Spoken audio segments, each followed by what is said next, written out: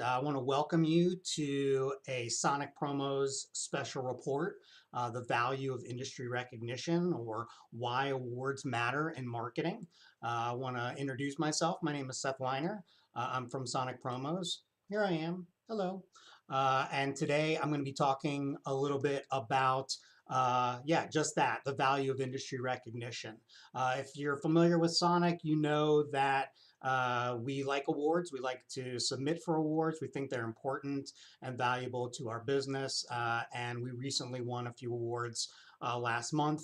I'd actually spoken up in front of some of my colleagues about the value of industry recognition and was asked to speak further about it. And so I did a little seminar last week about the value of recognition. And so today I'm going to put that into a little bit more of a visual presentation for you all. And again, if you have any questions along the way, please let me know. But again, you know we sell awards. You might buy awards either from us or other places. And you know it's important to understand what you can sort of get out of that. So a little bit about me. Here I am, your speaker, Seth Weiner, and why you should trust me. First off, I mean, look at that beard. How can you not go wrong with a beard like that? Uh, like I said, Sonic has been submitting for awards for many, many years. The award that you see there is a CPPA Peak Award. It's one of 25 that we've actually won over the years.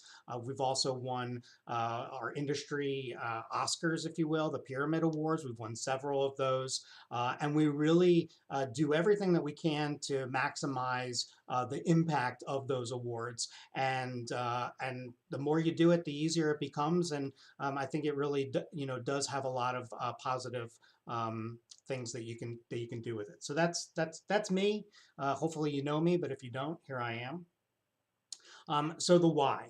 Okay, so the reason for awards is basically client confidence. It's important to let your clients know that you are experts in whatever that craft is. So, whether it's real estate or whether it's banking, whether it's technology, there are always awards that are out there. And we're talking primarily today about what we would consider to be awards related to the actual work that you do. You solved a problem as opposed to, best in class. Those are great. And you can certainly do a lot of work with them, but we're talking more about, opportunities where you've been able to really showcase how you have professionalized your industry. So by engaging in awards, you have the opportunity to really build client confidence, to tell your clients, this is who we are, this is what we do. These are some projects that we've worked on that have received recognition. And it's also a great way for our clients to know that it's a product or a project that could work for them as well. So there, it gives you third-party validation of your expertise. It helps to justify budget a lot of times, especially if you're, doing some sort of starter program. If you need to go back and ask for more money, it's always great to be able to rely on something like that. It also is good for helping you with creative preference and competitive pitches. It gives you the ability to look and say, hey, we won this award and it might work for you. So really can do a lot to helping to build client confidence. There's a team benefit internally as well. You can see some of the Sonic team there after we won a couple of awards. It boosts morale and retention. It can help to attract top talent. It can do a lot to creating shared goals and celebration moments for your team. I think it really that client build or that internal building, that morale boost is really valuable. Something that we often don't, think about, that the ability to celebrate together for a group effort. And this is one of those ways to do that. So, think a lot about how your team reacts to having won something, especially if they worked on it, they were part of a particular program or project. So there's a lot of opportunity there. And then business growth. Uh, you know, Anytime you win an award, you should be taking an opportunity to to get media coverage, use it for PR opportunities. It provides enhanced credibility in new business conversations. And really, it provides industry visibility and, believe it or not, speaking opportunities. Hint, hint, and here I am. But I think the industry visibility is really important because a lot of times, especially if you're working with vendor partners, they see what you're doing. They want to be part of that. So I think when we can let our industry know who we are and what we've been doing, it gives a more visibility for us. And oftentimes people want to know what got you here and how did that work for you. And so again, you might have the ability to speak on it. Okay. The how.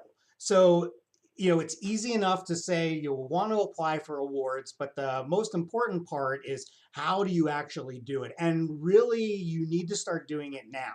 So often, and this happens in our industry a lot. It's one of the reasons I think that we submit for a lot of awards and we see our names on them a lot, but we don't see a lot of new people submitting for awards.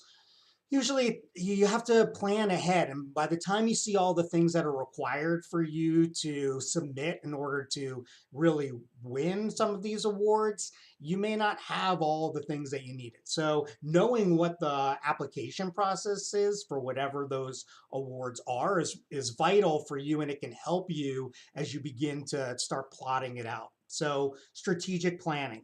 You are building award submissions into project timelines. If you know that it's due in 6 weeks and you know that it's 8 pages, what parts can you do right away? How are you going to break that up? And so that's really important. If you know over time what the expected resources are or documentation is, then making sure, like, for example, in our industry, we usually need to provide a letter, often by our client, showcasing how we solve that problem for them. You usually want to try to ask for that letter when the project has happened, as opposed to submitting for the order 8 months from now and then saying, hey, client person, can you write this letter for me from what we did 8 months ago? You want to ask them when it's fresh. So planning is really important, and knowing that award application process can help you with that planning. Uh, Documenting your results and gathering metrics from day one. This is crucial, especially, again, I speak from experience at Sonic, but we need to show metrics for success in the programs that we work on. And so it's critical for you to be taking a look at what those metrics are. We ask you as clients, hey, you went to a trade show, you bought 500 coffee mugs with a QR code, 200 people scan that. Of those 200 people, 100 of them requested information. Of those 100 people, 25 scheduled a meeting. Those are the metrics. That's what you need to show, because you can say, hey, yeah, we bought 500 of the item, but we set up 25 appointments. Each of those appointments were equal to $10,000 of business per meeting, and we spent $5,000 on the mugs. Okay, well, that's a really great response. So those are the types of documentation and results and metrics that people are going to be often looking for, and you want to try to make sure that you're managing that from the start. And then also, it's important just to understand different award requirements and deadlines. Again, ours, it's not always so quick. Like, you might find that there's a window that you need to submit in. And sometimes if you're going to submit, there are year dates. Like, they might say, hey, this award is only good if the program was done between February 5th of 2025 and January 6th of 2026. And so if something happened on January 7th, then you may not even be submitting for that award until a year later. So those are things, again, it's important to know, but you may not get that instant gratification. And for us, some of the awards that we're showing, we submitted for them like a year, even two, after the program was done, just because of how the timeline went. Okay. Craft compelling submissions. It's critical to make sure that you're telling the story behind the numbers. Okay. Focus on what the business impact was, what the innovation was. Make sure that you're building a clear narrative over the entire project. Once you can do that and you can tell the story to whoever is ultimately reviewing that award, then you're going to be really successful. Okay. Common pitfalls to avoid. We talked about missing key metrics or proof points. Okay, so if you don't have actual details to provide, then you're probably not going to get that award. It's one thing to say, hey, we gave out a mug, but it's another thing to say we gave out a mug and it had this direct result. So make sure that you have proof points for whatever you're submitting for. If it's maybe it's just not just, maybe it's a brand refresh and you're showcasing where you were to where you were. You want to show befores and afters. Okay, that is more than enough. It doesn't necessarily need to be sales metrics. Okay. Making sure, submitting to the wrong category. There are lots of categories and lots of different awards. Again, you got to take a look. There are ones that are always being added. 10 years ago, there weren't social media campaigns in different industries. Now there are. I wouldn't be surprised if down the road it's, use of AI for marketing and whatever. There are all sorts of categories that are coming and going. So making sure that you are aware of what those are will make sure that you have better success by submitting to the right ones. And waiting until the last minute is never going to be a successful recipe.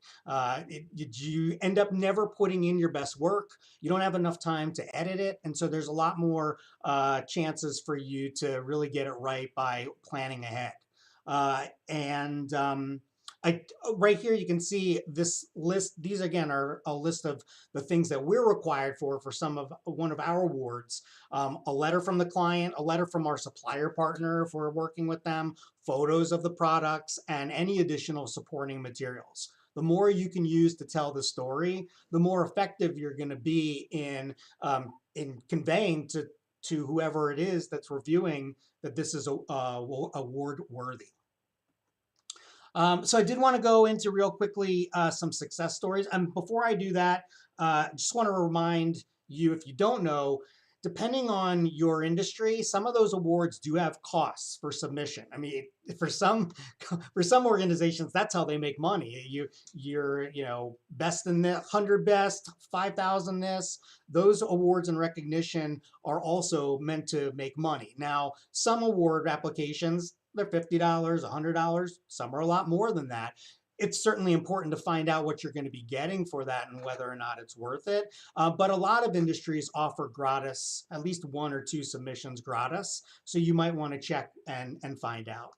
So success stories. If you've worked with us, maybe a few years ago, we celebrated our 25-year anniversary and we did a 3-piece project to our clients that was all rooted in the 90s. It included a padded boombox mailer with a Bluetooth speaker that looked like a mixtape.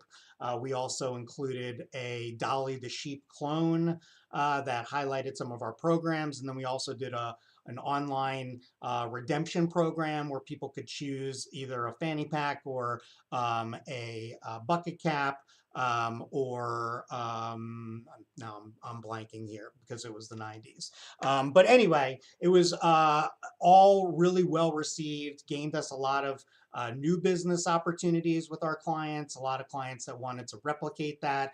We continue to sell that speaker over and over and over again. And so, we're able to utilize what we do. This is an example of self-promotion. This is what Sonic uses to try to convey to our clients, hey, this is who we are, this is what we do, this is what you could do with your own brand. And this particular project won us both our Regional Association Award, and it also won us our our industry's PPAI Pyramid Award last year, which we were really thrilled with. I mean, it was a great project. And again, we're able to continue to generate new business opportunity because we can rely on the success that it's had for not only just us now, everybody who continues to replicate some of those elements. This is going back into the vault, but we had developed a direct marketing piece for people who are interested in getting access to members of Congress and their teams.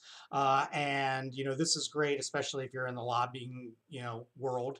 But what we did is we put together a whole package that included two pieces of drinkware. Not shown in there was a tabletop cornhole set with red and blue on both sides and some little mini bean bags. And again, the goal was to sell access to the congressional handbook, and the amount of money that was made from the promotion was like tenfold. So it probably more. I'd have to go back because again, it's 15 years ago. Geez. So that also CPPA, a Peak Award, and then also a Pyramid Award. So being creative doesn't matter what it is, right? You can see that it's drinkware, but we had a message, we had an objective, we set forward a course and an audience of who we were trying to target, and then we were able to measure those results. So really helpful. Okay, last thing, getting started. Okay, get started now. Start tracking your metrics now. Okay, create an awards calendar. If you know when your industry's award submission deadlines are, know what those are. If you're, I suggest downloading whatever the application process is, finding out what those are. And maybe there's parts that you might need to separate into different people doing different pieces of it, but make sure you know what that is. Make sure that you also are building your submission costs into your budget, right? So if it is an expensive award investment, make sure that you factor that cost in, into your marketing budget or whatever. But it still kind of goes into your overall, especially if you win. Hopefully, you'll be able to gain a lot of that back. So, in closing, awards aren't just recognition of past work, they're investment in future opportunities. And I'll actually tell you a real story, quick story before we leave. I will even show my face. Here I am. Hello. So in 2013, Sonic won an award for self-promotion. It was again something that we were doing in order to convey to our clients. So we won this award here. Here it is. And if you look closely, uh, they spelled our name wrong. It's really hard to see. But instead of spelling it Sonic promos, they spelled it So Nice promos. And if you've been with us for a really long time, you would know that back in like 2018, we had created So Nice promos, and we built that into our packaging group, creating boxes and being able to showcase to our clients all of the things that are needed to do all the types of fulfillment programs way before the pandemic. And so, who knew that a mistake on an award would turn us into a completely different business element of Sonic? Obviously, somewhat extreme, but certainly a story that would never be told without participating in an award and submission program. So let me turn my face off because I did not really edit it very well. So that is all I've got. I promised, well, I think it said 10 minutes, but I usually do 20 minutes, and this is pretty good. So if you've got any questions, please feel free to put them into the chat. If not, we thank you again for jumping in on our special report. It seemed apropos now with all of award season going on. And we always like to joke that we get those awards that were given out at an earlier event or whatever. But we believe really strongly that the more you can do to professionalize yourself within your industry is going to be really, really helpful for the growth of your business, the success of your employee base, and everything in between. So thanks again for meeting with us, and we'll look forward to catching up with you all again soon.